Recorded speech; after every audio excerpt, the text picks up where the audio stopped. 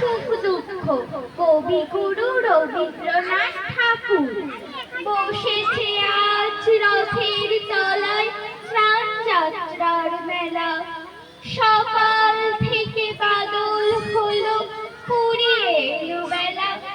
আজকে দিনের মেলামেশা, যত খুশি যতই নেশা, সবার চেয়ে আনন্দময় ওই মেয়েটির হাসি।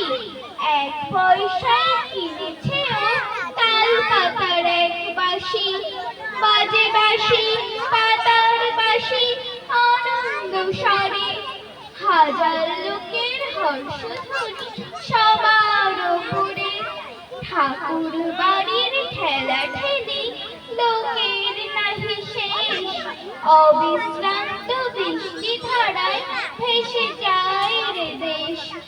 আজকে দিনের দুঃখ যত নাই রে দুঃখ উহার মতো।